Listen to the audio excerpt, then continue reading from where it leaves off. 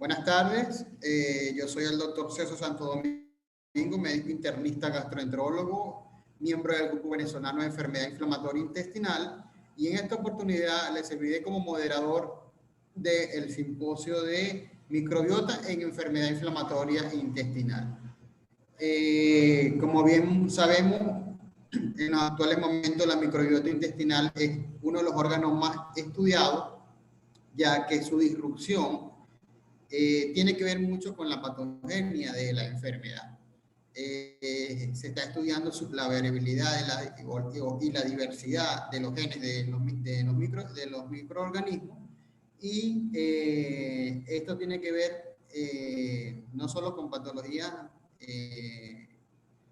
digestivas, como la enfermedad inflamatoria intestinal, sino como con patologías también cerebrales. Entonces, en este simposio vamos a tocar tres puntos muy importantes, dados por tres conferencistas nacional e internacional, donde el primer tópico corresponde a conexión intestino-cerebro, dándole importancia a la microbiota en salud y bienestar. Y para este tema tenemos a la doctora Diana Ortiz. La doctora Diana Ortiz es doctora en Ciencias de la Salud, coordinadora del Laboratorio de Microbiología Molecular del Instituto de Biomédica del doctor Jacinto Conví de la Universidad Central de Venezuela. Con ustedes, la doctora Diana. Buenas tardes. No quiero empezar sin agradecer, por supuesto, a la organización del Congreso por invitarme a participar en este importante evento y en este simposio. Vamos a hablar sobre la conexión intestino-cerebro y la importancia de la microbiota en la salud y el bienestar. Bien, los organismos los seres vivos en general son clasificados en tres grandes grupos: en los eucariotas, los más evolucionados, de acuerdo a todo esto, de acuerdo a las características de sus células, los arqueas, que son los más antiguos, y las bacterias. La microbiota está formada por una gran cantidad de bacterias, y también se sabe que está constituida por algunos grupos de las arqueas, y son muy importantes en este grupo porque hay especies que son que tienen un papel fundamental en lo que es el metabolismo y la producción de metano, y que están implicados en patologías tales como la enfermedad inflamatoria intestinal y en condiciones como el estreñimiento. Por su parte, las bacterias a su vez son clasificadas en dos grandes grupos: las bacterias gram negativas y gram positivas, que esa clasificación está determinada por las condiciones o con las características de su pared celular. En el caso de las gram negativas, rápidamente, porque lo vamos a estar mencionando durante toda la charla, en el caso de las gram negativas son bacterias que su pared celular está constituida por lipopolisacáridos. Tienen gran cantidad de moléculas de lipopolisacáridos, que son endotoxinas que están implicadas en el proceso de inflamación y que tienen una relación muy importante con células y receptores del sistema inmunológico. Y lo vamos a conversar un poco más adelante. Por su parte, las bacterias gram positivas no tienen lipopolisacáridos, pero tienen gran cantidad de moléculas de ácido lipoproteico, que también son endotoxinas que están implicadas en el proceso de inflamación. En general, en el sistema, la microbiota la microbiota intestinal está constituida por cuatro grupos, por cuatro filas, por cuatro grupos de bacterias a nivel, que están clasificadas a nivel de filas en Firmicutes, proteobacterias, bacteroidetes y actinobacterias. ¿Okay? La cantidad, la presencia de ellos o no, y la proporción en la que se encuentre, pues va a determinar un estado de salud o un estado de disbiosis. Se sabe que la mayor proporción está determinada por bacteroidetes y firmicutes, y que en un organismo saludable, ¿okay? Deben ser las mayores proporciones de estos dos. Ahora, recientemente se sabe que también la proporción entre estos dos grupos es importante, porque, por ejemplo, hay estudios que ya han demostrado que pareciera que no es tan bueno tener más firmicutes que bacteroides, porque eso está asociado a obesidad y a síndromes metabólicos, diabetes, etcétera, etcétera. Pero en definitiva, las proteobacterias y las actinobacterias no son poblaciones que deben estar en abundancia en nuestra microbiota. Deben estar presentes, pero en menores proporciones. En el cuerpo humano viven aproximadamente 100 billones de microorganismos, y es importante estar claros y comprender que los microorganismos han coevolucionado con el ser humano, y que el ser humano necesita de su microbiota. ¿ok? Que está allí para cumplir unas funciones muy importantes.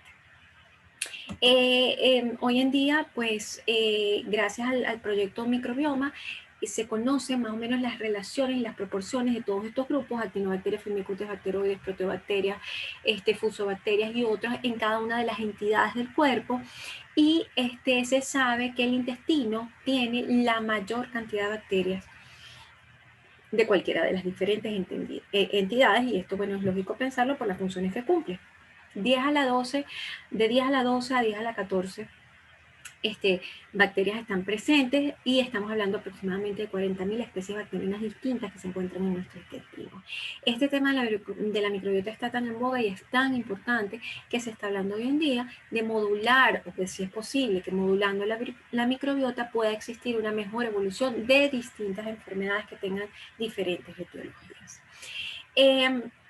De manera que también es importante recalcar que este estudio o el estudio de la microbiota se hace en este momento en lo que llamamos la era de las OMAs o omics, que es la era de todas estas ciencias que terminan en OMA, la genómica, la proteómica, la metatranscriptómica, que estamos hablando de la integración de diferentes disciplinas que están relacionadas y que son fundamentales para el estudio y la comprensión de todos estos elementos. Es importante recalcar que el 80% de las especies que habitan a nuestro intestino no son cultivables o son de muy difícil cultivo, de manera que estudiarlas con metodologías microbiológicas convencionales de rutina es imposible.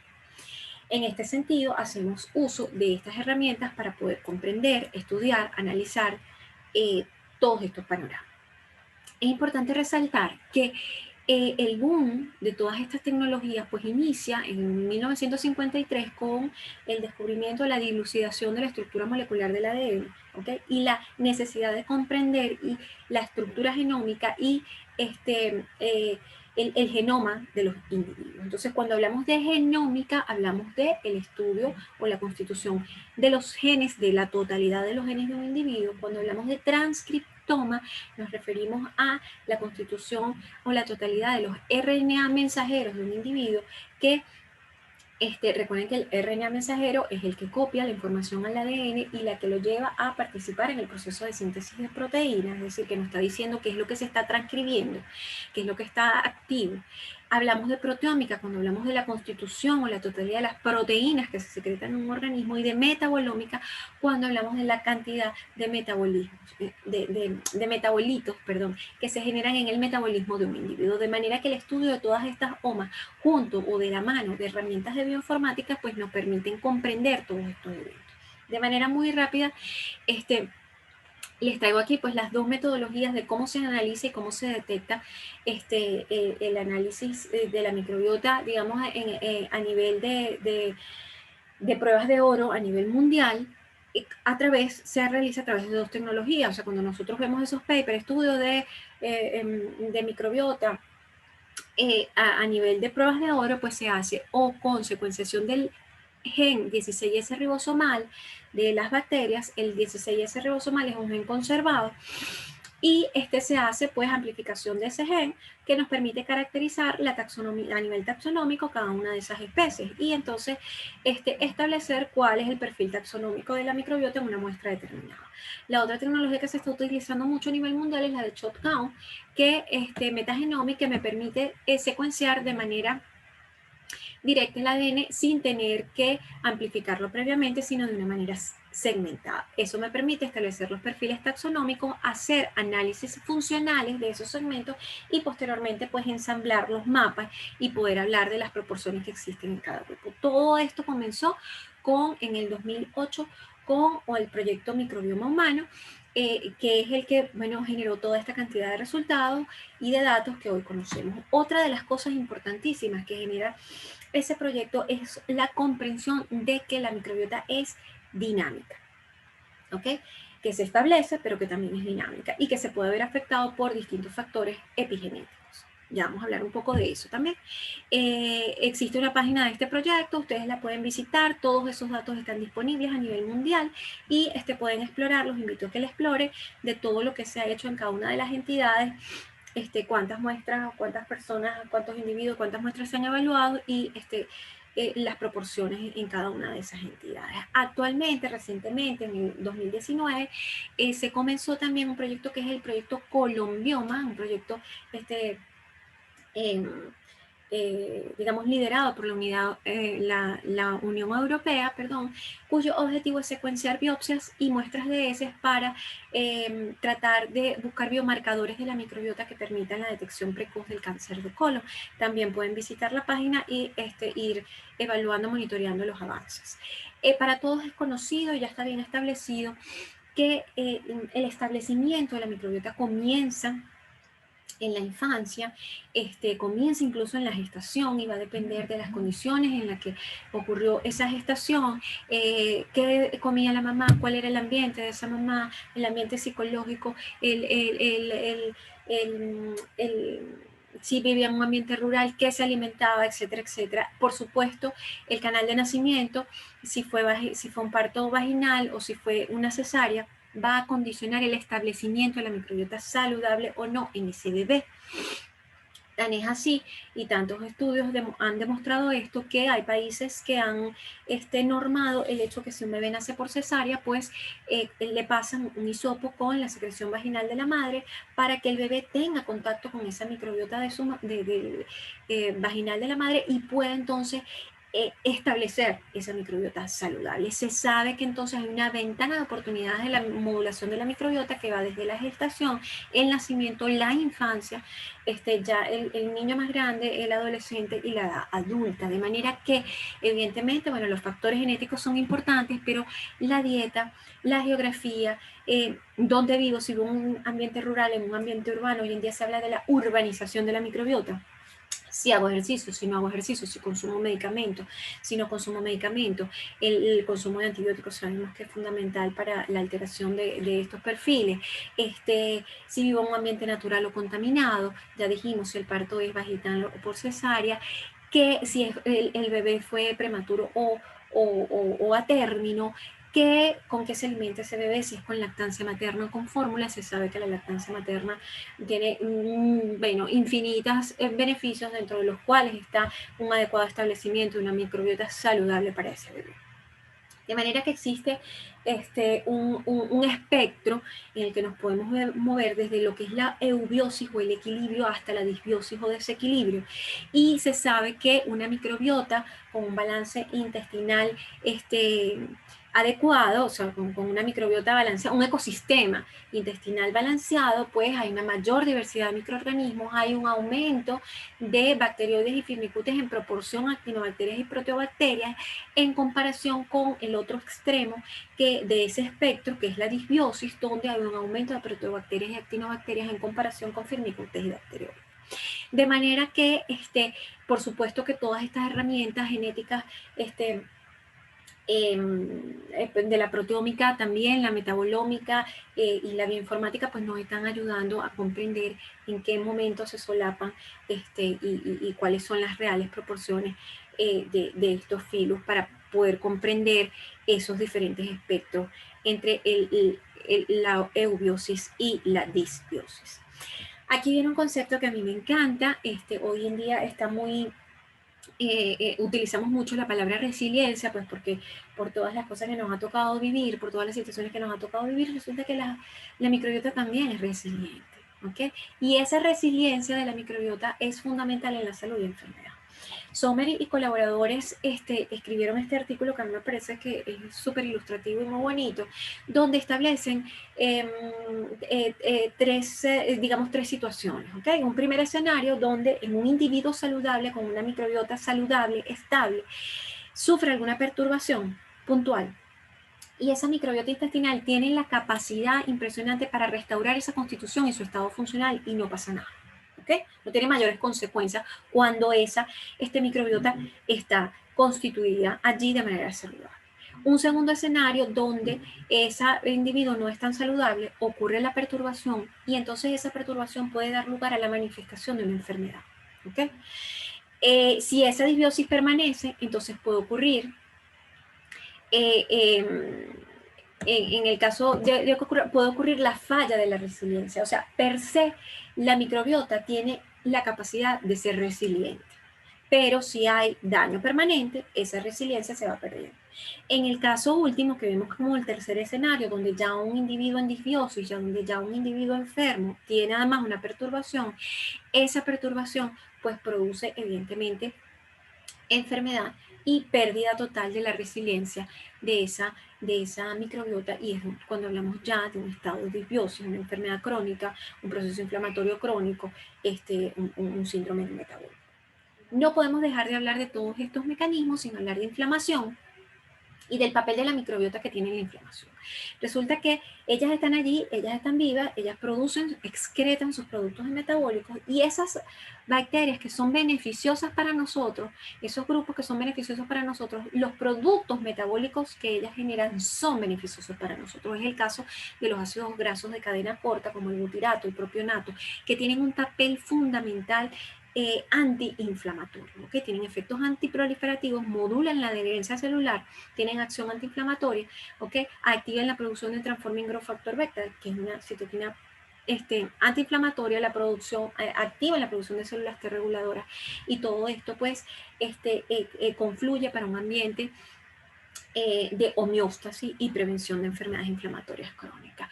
Bueno, no podemos dejar de hablar de inflamación sin recordarles que el inflamasoma es una estructura proteica compleja, realmente exquisita, del sistema inmunológico, que se activa en estos procesos inflamatorios y que son los que, digamos, gestionan toda la producción de las citoquinas proinflamatorias y el llamado de esas células inflamatorias al sitio de la infección cuando es una infección, o cuando es algo crónico, pues a esos lugares, y generando inflamación y piroptosis. Recordar que el epitelio intestinal pues es un sitio de homeostasis cuando todo está funcionando de manera adecuada, con una gran cantidad de producción de IgA secretora, como anticuerpo allí importante en ese mecanismo de regulación, activación de linfocitos, de células del sistema inmunológico que promueven ese proceso de homeostasis. Es importante mencionar también que los TLRs, los toll-like receptors, son moléculas del sistema inmunológico, receptores que se encargan de reforzar la barrera epitelial intestinal, y que tienen un papel fundamental en el reconocimiento de esos patrones moleculares asociados a patógenos, pero asociados pues al reconocimiento de bacterias. Es decir, ellos reconocen, por ejemplo, el TLR4 es un receptor que reconoce lipopolisacáridos. Entonces va a depender de qué proporción de microorganismos tengo en ese microambiente para ver qué proporción de moléculas se tienen que activar de manera más expedita para poder, digamos, entrar en esa dinámica de reconocimiento y respuesta del sistema inmunológico.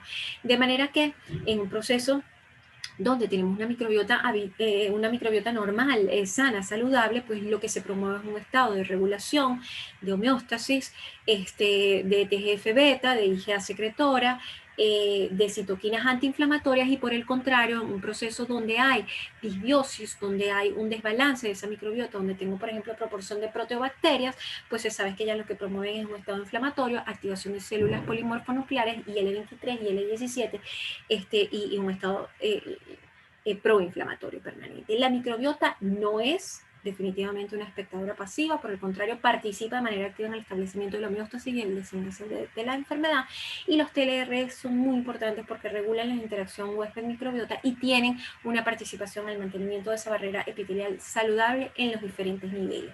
Ahora, cuando tienen que reconocer exceso de lipopolisacáridos, exceso de otros patrones de reconocimiento, pues definitivamente ese perfil se va a desviar hacia la desregulación prolongada, y ese proceso prolongado o una inflamación recurrente, pues es lo que va a conducir a la disbiosis. Definitivamente ya no hay duda de que hay conexión entre todos estos sistemas. Se habla que el intestino es nuestro segundo cerebro, está lleno de receptores nerviosos, todas estas secreción de neuropéptidos, de neurotransmisores, a través de los neurotransmisores, a través del nervio vago y a través de la barrera hematoencefálica, hay una comunicación permanente de todos estos metabolitos, y entre lo que es el sistema inmunológico, nuestras células epiteliales, bueno, el nervio vago, el sistema endocrino, el eje HPA y las glándulas suprarrenales pues están íntimamente conectados y se sabe que todo esto tiene que ver y está relacionado con enfermedades que atañen al sistema nervioso y enfermedades sistémicas o síndromes metabólicos. La producción de moléculas, por ejemplo, potencialmente neurotóxicas como el exceso de lipopolisacáridos, proteínas amiloides, por ejemplo, llegan a través de la comunicación del vago, de la barrera hematoencefálica,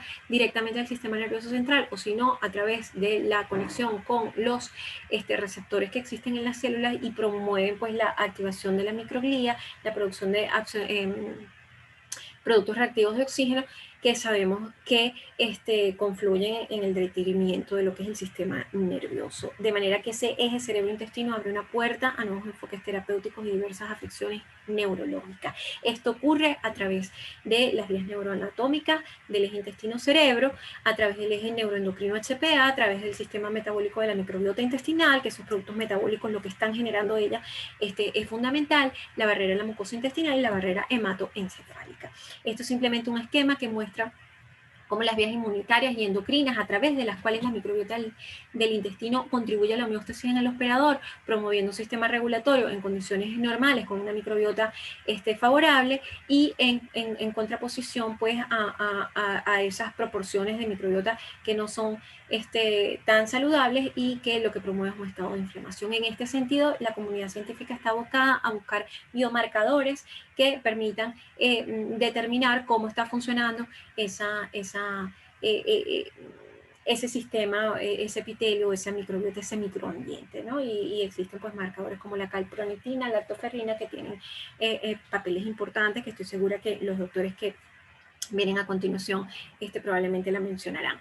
Entonces está determinado y está clarísimo que el estrés, el estado de estrés o versus relajación influyen notablemente en nuestro sistema inmunológico, en nuestra microbiota, en la producción de nuestro perfil de citocina, qué hábitos, diferentes hábitos, el dormir, el realizar o no ejercicio, la dieta, el consumo de medicamentos, los factores genéticos, todo esto, los hábitos, todo esto confluye en el aumento o no de la permeabilidad intestinal.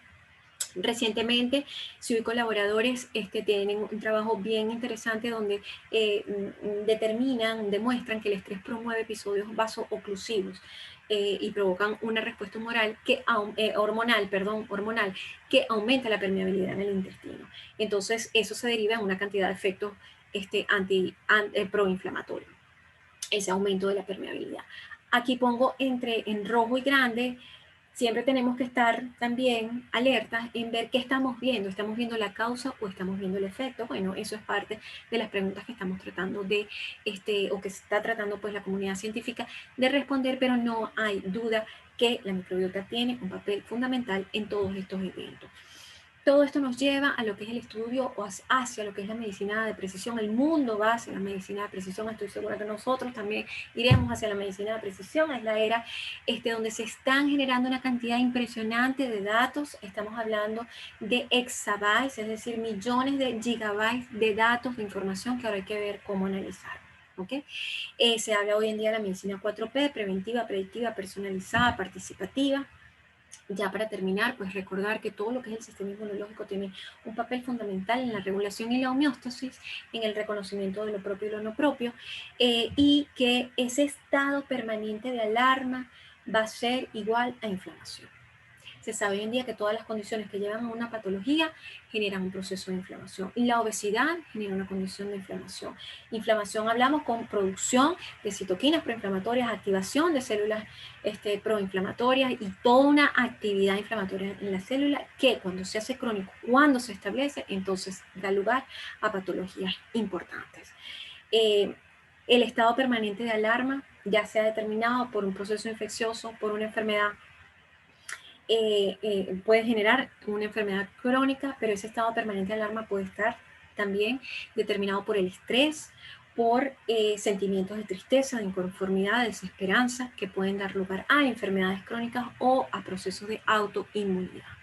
Para nadie es un secreto la existencia de otra ciencia como es la psiconeuroendocrino-inmunología, que ha demostrado que existe una conexión directa no solo entre nuestro intestino, nuestro cerebro, sino entre nuestro sistema endocrino, nuestro sistema nervioso, y que las emociones, los pensamientos y las actitudes van a modular muchos de estos sistemas. De manera que yo los invito a ustedes a que lo hagan como una práctica diaria y que además se lo transmitan a los pacientes en estos momentos tan complejos y tan difíciles. Si no puedes hacerlo ahora, imagínatelo.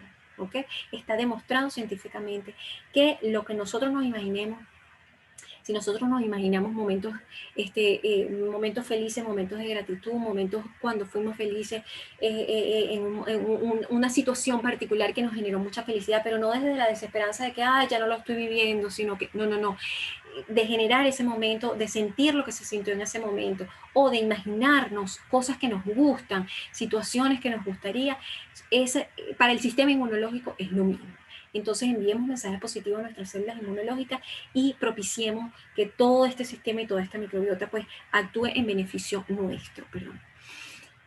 No hay duda que los hábitos saludables estimulan la producción pues, de adrenalina, noradrenalina, y todas estas denominadas hormonas de la felicidad, las endorfinas, la serotonina, la dopamina, oxitocina, catecolaminas, que tienen una función importantísima en la estimulación del sistema inmunológico. Y por otra parte, el consumo de micronutrientes está demostrado como el zinc, el omega 3, la vitamina C, la vitamina E, estimulan a la producción o el establecimiento de esa microbiota beneficiosa para nuestro cuerpo. ¿Okay? El consumo de probióticos y de alimentos prebióticos que estimulan o propician el establecimiento de esa microbiota beneficiosas son fundamentales para un estado saludable. El tomar el sol, la activación o el consumo de alimentos que contengan vitamina D son definitivamente importantes. Cierro o termino con esto, indicando o recordando, y está demostrado también, pues, que practicar la gratitud,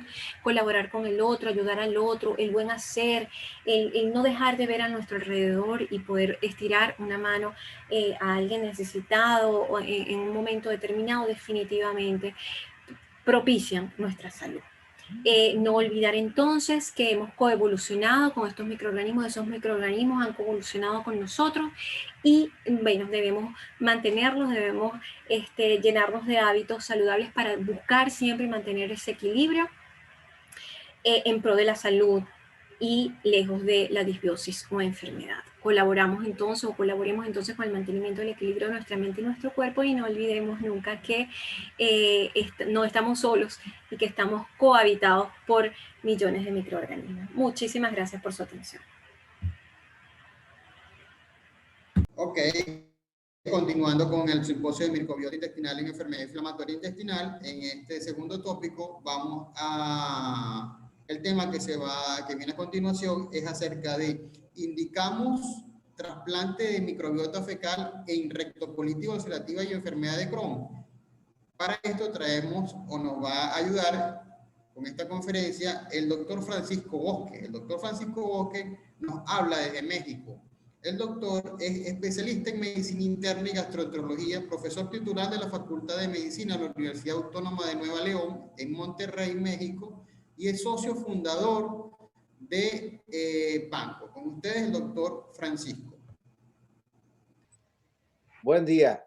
Me presento, soy el doctor Francisco Bosques Padilla. Yo vivo en la ciudad de Monterrey, en México, y agradezco al doctor Guillermo Beitía la amable invitación para participar en este importante evento. Y mi título de la charla, como ven en la diapositiva, es La microbiota y el papel del trasplante de materia fecal en la enfermedad inflamatoria intestinal. Que la información que circula para todo el mundo a propósito de lo que vive dentro de nuestro cuerpo, que es el microbioma, ha sido tema de las portadas de revistas importantes, como se dan cuenta en esta diapositiva, y el nivel de conocimiento y conciencia que hemos hecho de este elemento ha generado expectativa entre toda la comunidad médica y no médica. Ustedes deben recordar que la proporción de bacterias es distinta dependiendo de los segmentos del intestino. Por ejemplo, vean ustedes que en el estómago la cantidad de bacterias, con excepción del Helicobacter y algunos virus, es muy baja. Comparen ustedes la proporción en el colon, en el extremo derecho, donde se ve que hay una cantidad por cada gramo de 1 por 10 a la 11 o 1 por 10 a la 12. Lo relevante es el conocimiento que se ha adquirido respecto al tipo de bacterias que ocupan estos segmentos y la proporción relativa de cada uno de ellos. Vean, por ejemplo, en el lado derecho, el comparativo en un grupo de enfermos comparado con el de pacientes de enfermedad inflamatoria. Y en tono azul, las proteobacterias, cómo se hacen muy predominantes, así como las actinobacterias. Otro ejemplo importante es la enterocolitis necrotizante, donde en forma muy importante aumenta la cantidad de proteobacterias, reduciendo de manera significativa lo de los firmicutes. Dos modelos de enfermedad inflamatoria, una en el recién nacido y otra en el grupo de pacientes adultos. ¿Cuáles son los antecedentes de todo esto? Pues que la enfermedad inflamatoria, bien se sabe, es consecuencia de una disrupción de la tolerancia inmune a la microbiota intestinal comensal, lo que genera un proceso de inflamación que se perpetúa a lo largo de la vida y daña la mucosa en aquellas personas que son genéticamente susceptibles. En personas sanas hay una relación simbiótica. En otras palabras, estas bacterias se encuentran presentes y no generan ninguna respuesta o daño. Este balance que hay entre una proporción y una cantidad específica de bacterias es lo que permite la coexistencia de los mamíferos con sus bacterias comensales. ¿Por qué es posible vivir con tantas bacterias? Bueno, en parte porque la mucosa del intestino tiene una serie de mecanismos que están expresados en esta diapositiva. El intestino genera factores que inducen su regeneración. Hay sustancias que generan la regeneración de vasos sanguíneos y mejoran el flujo sanguíneo. La unión, como se muestra aquí, entre las células, que es muy importante. La producción a partir de las células de Paneth de las llamadas defensinas y la producción de la llamada inmunoglobulina secretoria de tipo A, que también protege alrededor de esta capa de moco que mantiene al intestino en relativa pausa o tranquilidad. Que algunas de estas bacterias atraviesan esta mucosa y se ponen en contacto con el tejido linfoide asociado al intestino, que se ve aquí en esta diapositiva, y de cómo las células que son células no comisionadas se convierten en células inflamatorias como el linfocito Th1 o bien células reguladoras como la que se muestra en la parte inferior, depende del microambiente. La tolerancia o intolerancia depende de que tengamos ciertas citocinas como el factor de crecimiento transformante beta o bien la interleucina 10. Entonces, esta es la relación que explica un poco lo que está pasando. Y la idea es hablar de la disbiosis, de la microbiota convencional, de cómo esto provoca inflamación a partir de las bacterias y algunos patógenos, cómo la genética determina este comportamiento, cuál es el papel de la microbiota en formas experimentales de enterocolitis, y lo que nos importa a los clínicos es de qué manera podemos modificar o manipular eso a través de probióticos, simbióticos o bien el trasplante de materia fecal. Miren, para estudiar la mucosa y el contenido, en este caso de la microbiota, a través de endoscopía, una persona es sometida a una exploración en segmentos, como se ve aquí, 6 segmentos. Se toma material en la superficie a través de un lavado o el que está adherido intensamente o estrechamente a la mucosa y se lleva al laboratorio. Estos experimentos se ha demostrado que la mayor proporción del producto que se descama es fundamentalmente células humanas. Una tercera parte son bacterias y la proporción de bacterias que se muestra a la derecha cambia entre los individuos, pero tiende a ser más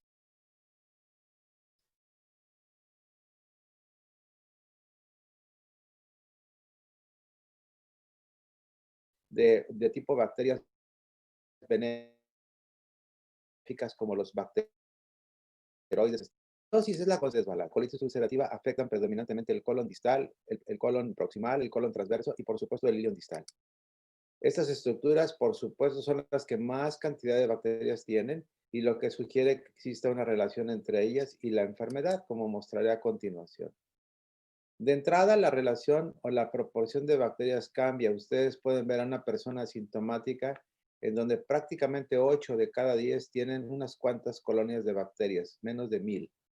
en comparación con lo de la derecha, donde está el paciente con Crohn, que tiene una cantidad muy alta o intermedia de bacterias, más de 50,000, 10 a 50,000 o 1,000 a 10,000, comparado con el sujeto control sano. Además, ustedes pueden observar cómo aumentan de manera proporcional las proteobacterias y disminuyen los llamados firmicutes. Es lo que define al final lo que llamamos disbiosis. Algunas bacterias tienen características peculiares, por ejemplo, la E. coli enteroadhesiva, que tiene una serie de filamentos que le permite pegarse a la superficie intestinal, o bien flagelos que le permiten movilizarse dentro de este moco, son claves en la enfermedad. Y hay estudios que sugieren que la presencia de estas bacterias comensales cambiando a bacterias no comensales es lo que provoca la enfermedad. La E. coli adherente invasiva está prácticamente en cerca del 40% de los pacientes que tienen enfermedad de Crohn ileal activa, lo cual es en comparación a un porcentaje muy bajo en los pacientes control. La E. coli invasiva fue limitada a la mucosa inflamada y correlacionó directamente con la intensidad de la enfermedad, y estas bacterias contribuyen al proceso inflamatorio específico, además de que producen grandes cantidades del factor de necrosis tumoral alfa. Además, hay un problema. Los pacientes susceptibles pueden atrapar y deglutir, pero no eliminar, como se ve en esta microfotografía, las bacterias dentro de un macrófago. Esto se ha caracterizado. Estos defectos genéticos contribuyen a la disbiosis y se observan polimorfismos en muy grandes cantidades de genes, más de 75, y tienen que ver con la inmunidad innata, con la inmunorregulación o con la barrera de la mucosa. Estos defectos se han estudiado y uno en particular que ha sido sometido a escrutinio en grandes poblaciones de pacientes, el llamado NOD2, un receptor de reconocimiento intracelular. Y ustedes lo van a ver en esta diapositiva. En el color verde a la izquierda se ve cómo el proceso de captura y degradación intracelular y limpieza se dan en forma natural. En el tienen un defecto en el NOD2, se ve cómo esta bacteria permanece y contribuye desafortunadamente al proceso inflamatorio. Que existe un factor genético está muy bien demostrado prácticamente en la mitad de los pacientes con enfermedad de Crohn cuando se estudian gemelos monocigotos, y en la colitis ulcerativa este factor genético es menos importante, en el rango del 14%, lo que muestra la importancia de que hay un factor ambiental que condiciona esta enfermedad. La evidencia más convincente de que las bacterias participan en el proceso inflamatorio es cuando se toman ratas que están genéticamente susceptibles en un ambiente estéril y cómo el proceso se desencadena al momento de introducir las bacterias, y nos muestran que hay una cierta especificidad hacia cepas y rasgos genéticos del hospedero. Vean ustedes, modelos de bacterias donde no hay un proceso inflamatorio, bacterias residentes donde modifican la activación, y en la izquierda, cuando no hay bacterias, pues no hay colitis. Y todas las mutaciones que se han estudiado están representadas en la parte media de la diapositiva. Este es un experimento de hace algunos años muy interesante en seres humanos. A un paciente le operan y le conectan su intestino por un proceso de enfermedad de Crohn. Cuando se hizo la anastomosis primaria, la recurrencia en el lapso de un mes ocurrió en el 85%. Por ahí se tuvo algún grupo de enfermos donde se derivó el intestino y el flujo del intestino quedó acortado o cortado. No hubo recurrencia. Cuando desbaratan y acomodan para establecer la continuidad, la recurrencia se observó al primer mes. Y cuando el doctor Dance tomó este material y lo infundió, observó que ocurría inflamación en el lapso de una semana, confirmando el concepto de que las bacterias están implicadas en este proceso inflamatorio. Otro ejemplo es el que se ve en esta diapositiva, en donde se usa a ratas inmunodeficientes, a los cuales les transfieres linfocitos TH1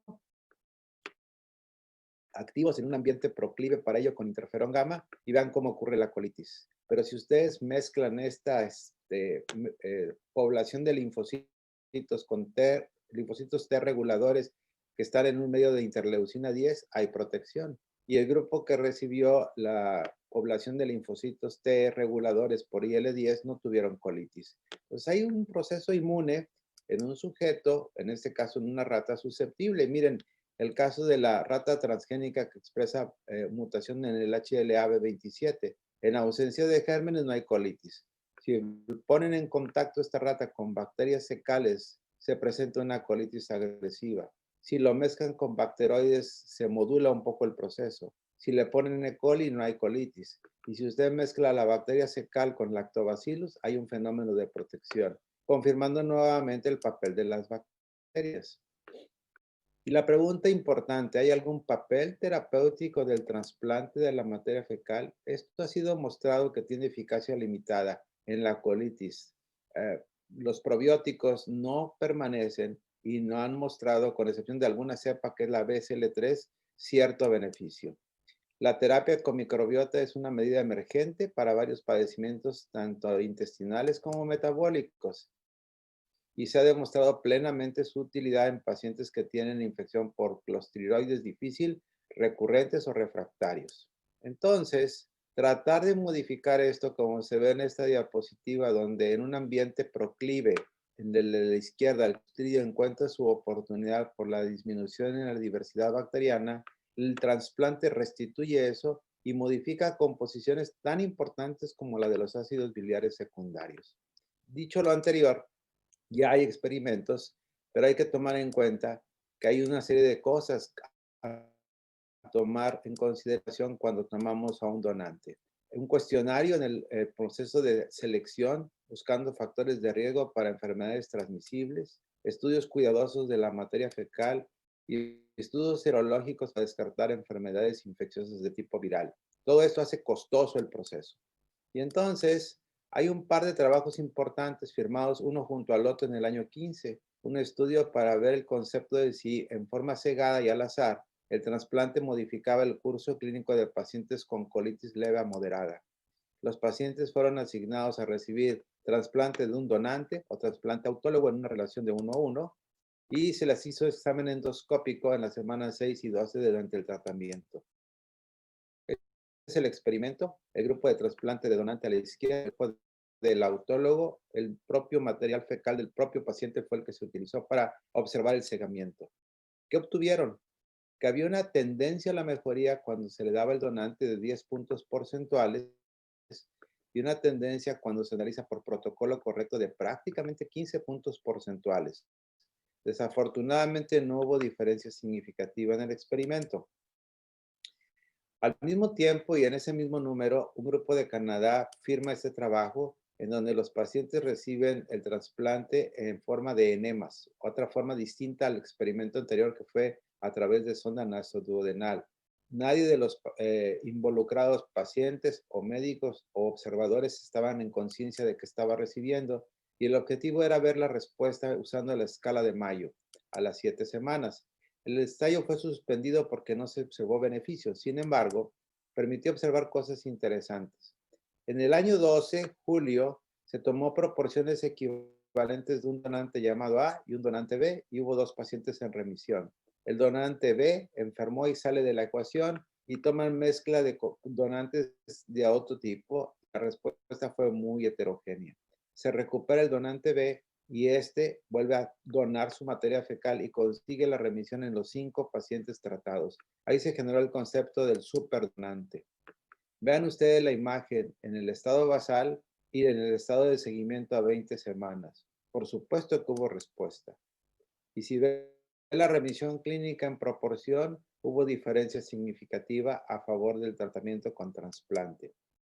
Hay otros trabajos como este firmado en la revista Lancet en el año 17, donde se logra remisión libre de esteroides y remisión endoscópica en el 27% comparado contra el 8% del placebo, diferencia significativa.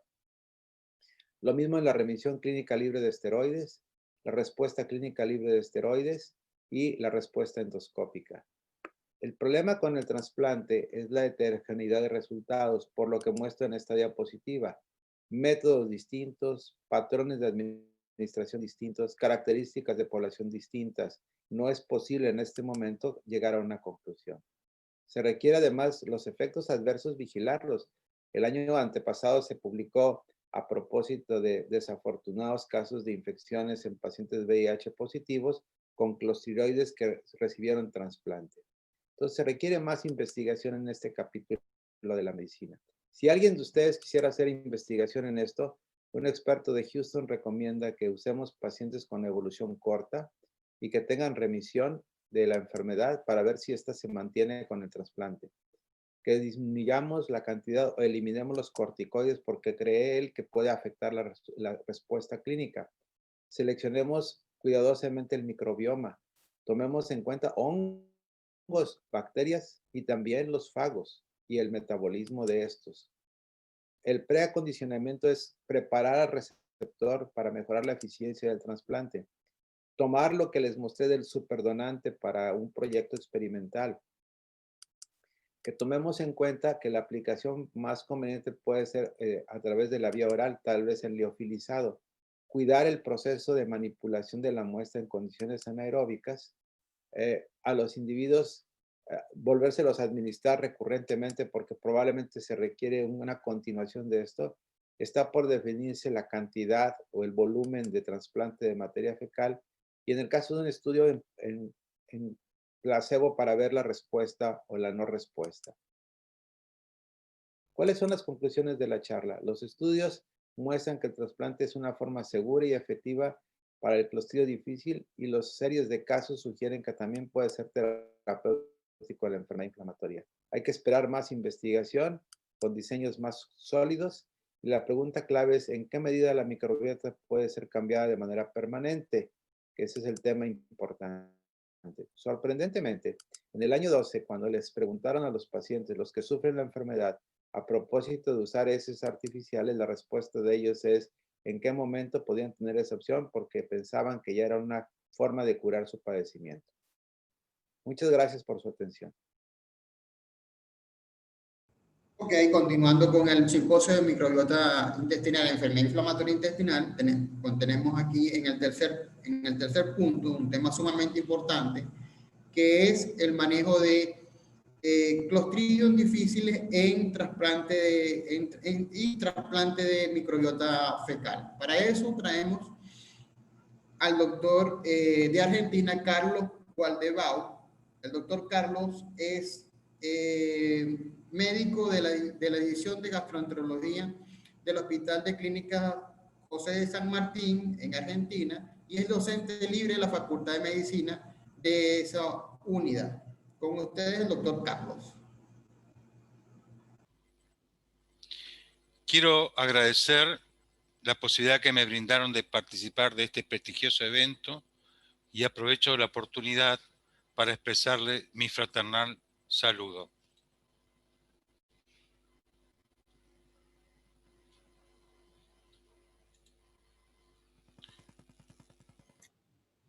En los últimos años, la infección por Clostridium difficile alcanzó el rango de epidemia con una mayor incidencia, gravedad y recurrencia, y es una de las 3 principales infecciones nosocomiales. El Clostridium difficile puede estar presente en las heces de un 3% de los adultos sanos. Es el agente causal del 10 al 25% de las diarreas por antibióticos, del 50 al 75% de las colitis post-tratamiento con antibióticos y del 90 al 100% de los casos de colitis pseudomembranosa. El 16 al 35% de los pacientes hospitalizados pueden ser portadores. La colitis por Clostridium difficile también puede ocurrir en pacientes no hospitalizados, pero su incidencia es menor. Las personas que adquieren Clostridium difficile pueden quedar colonizadas o desarrollar la enfermedad siendo un factor determinante su estado inmunológico.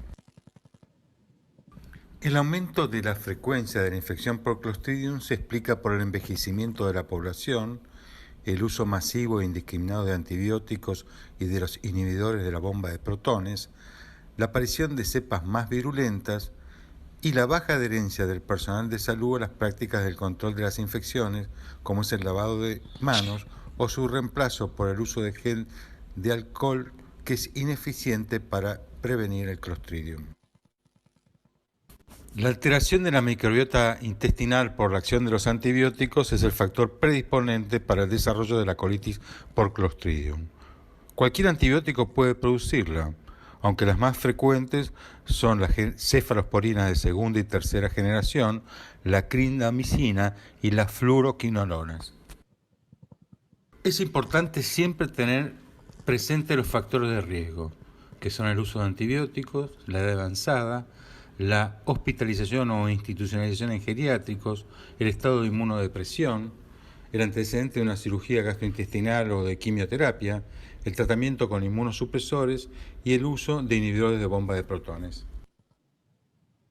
La infección por Clostridium puede ocasionar desde una diarrea leve hasta manifestaciones más severas, como megacolon, hilio, perforación intestinal, sepsis y shock séptico.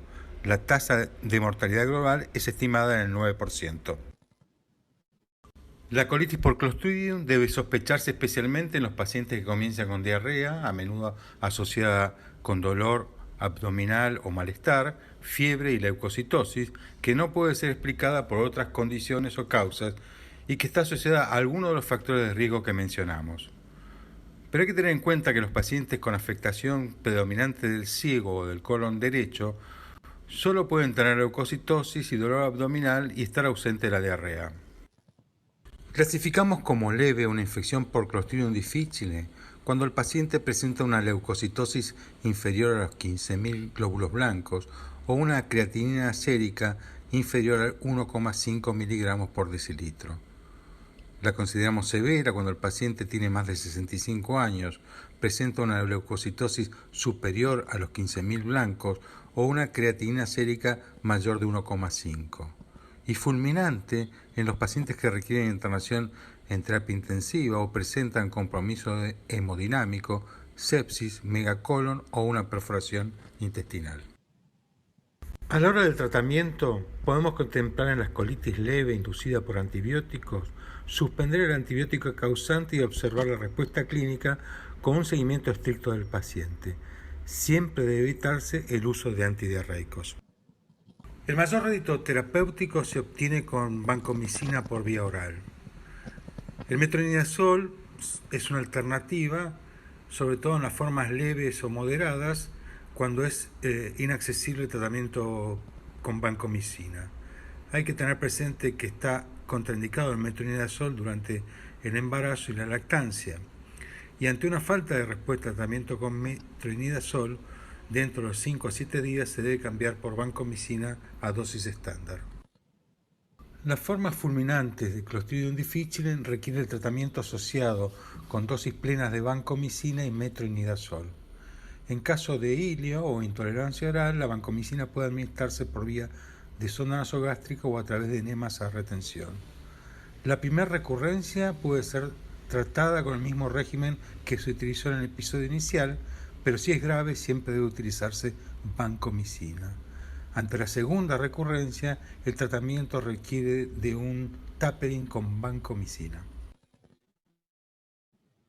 Es importante tener en cuenta que la tasa de fracaso del tratamiento primario es un 10 y 26%, y que ni el metronidazol ni la vancomicina puede evitar una recurrencia post-tratamiento a pesar de los tratamientos prolongados. La proporción de pacientes que sufren una recurrencia varía entre el 6 y el 77%, y de estos el 65% tendrá otra subsecuente recaída al suspender los antibióticos.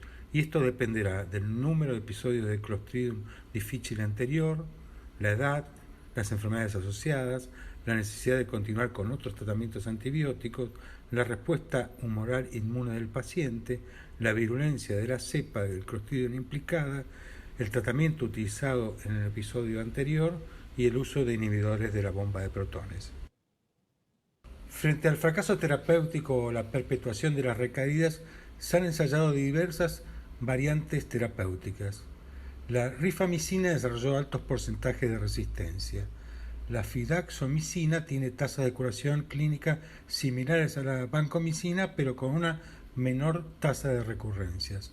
Y la tigecyclina ha resultado muy interesante en el tratamiento de las formas refractarias fulminantes, pero aún restan trabajos controlados.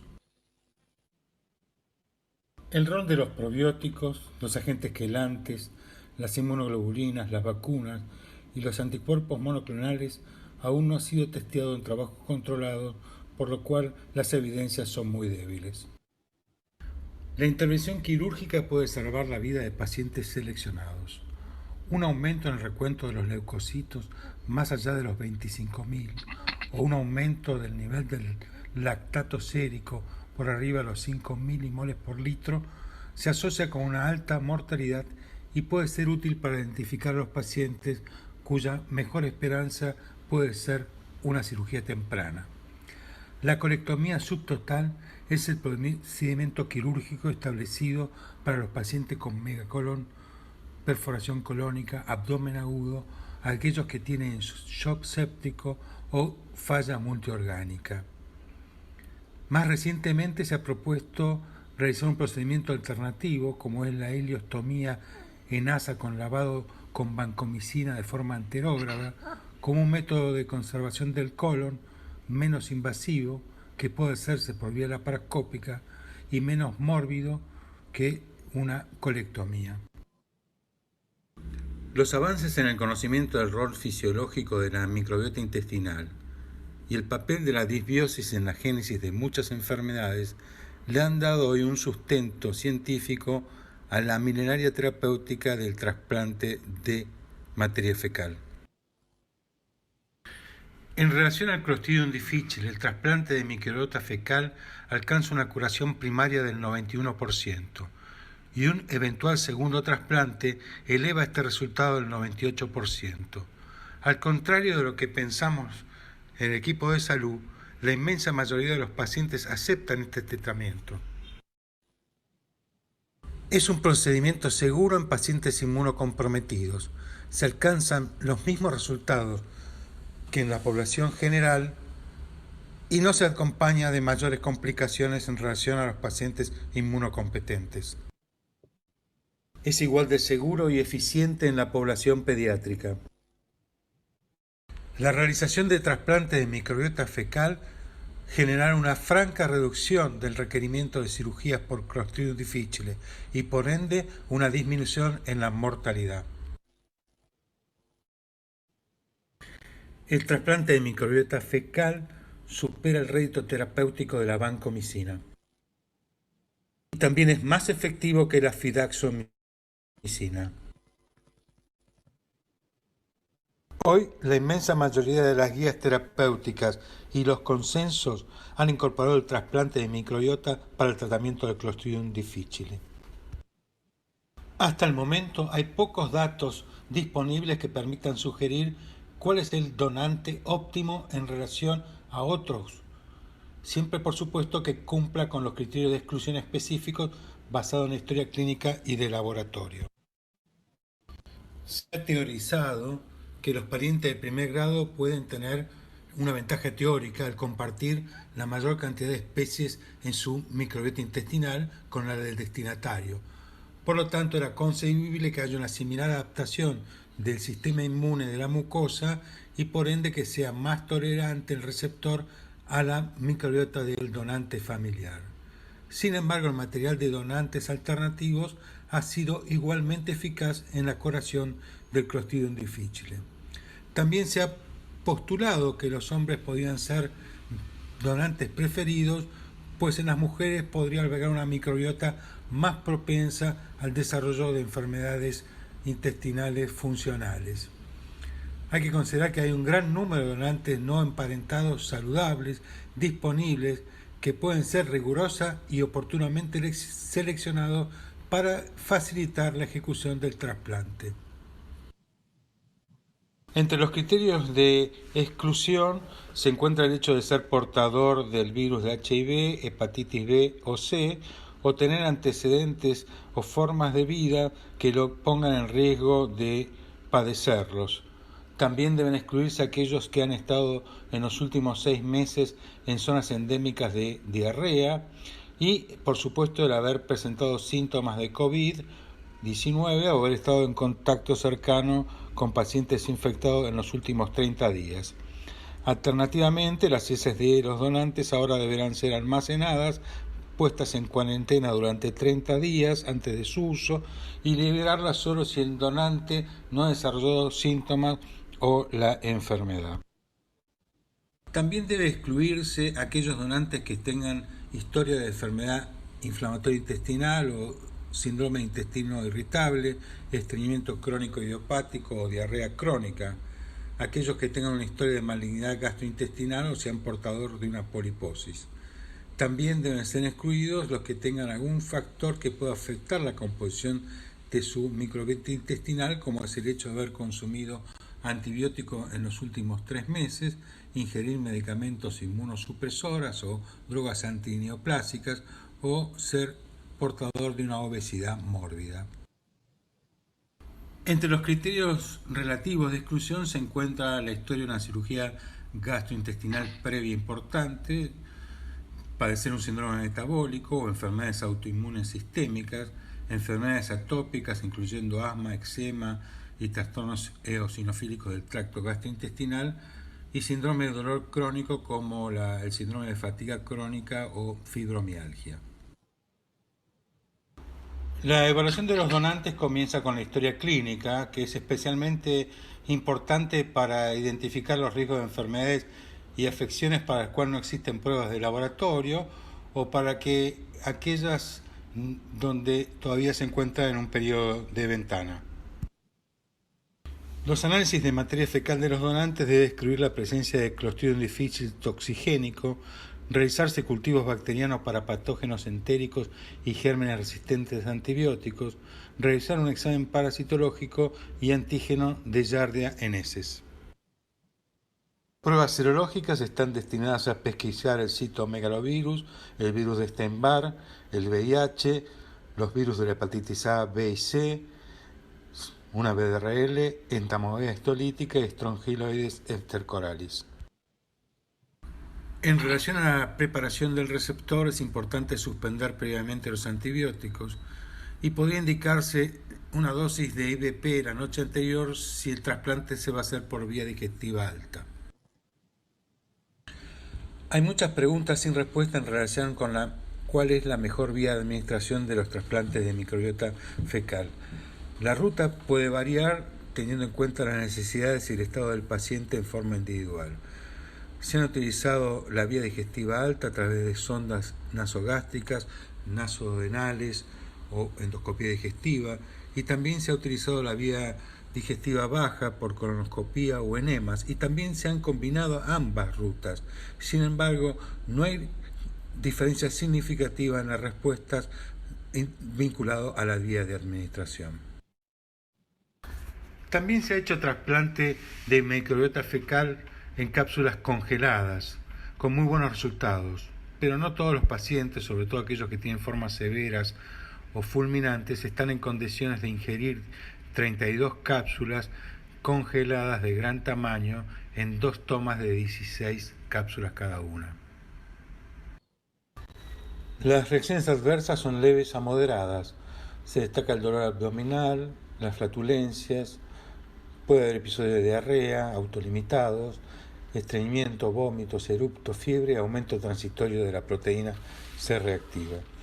Los efectos adversos más graves están vinculados a las vías de administración, ya sea por la broncoaspiración en la vía alta o las complicaciones vinculadas a la endoscopía y la sedación. Solo han sido reportados 2 casos de transmisión de infecciones de gérmenes resistentes a antibióticos de un mismo donante. Los efectos adversos del trasplante son menos frecuentes e intensos que los que se generan con los antibióticos. En el Hospital de Clínicas contamos con un programa multidisciplinario para el estudio de la microbiota intestinal. Como parte de él, hemos desarrollado un banco de microbiota que da sustento a todos nuestros proyectos de investigación. Y en el caso particular del Clostridium difficile, ya no solo investigamos, sino que es parte de nuestra práctica asistencial. En nuestra primera serie de tratamientos con trasplante de microbiota fecal destinado a pacientes con infecciones con Clostridium difficile severa o fulminante refractarios al tratamiento con antibiótico, hemos tratado 22 pacientes, teniendo un éxito terapéutico en 21 de ellos. quiero aprovechar esta oportunidad para expresar mi reconocimiento a todos los equipos de salud del mundo que en estas circunstancias dio lo mejor de sí para enfrentar a esta pandemia, incluso otorgó su propia vida. Y también quiero volver a agradecerle a ustedes la posibilidad de compartir este evento. Muchas gracias.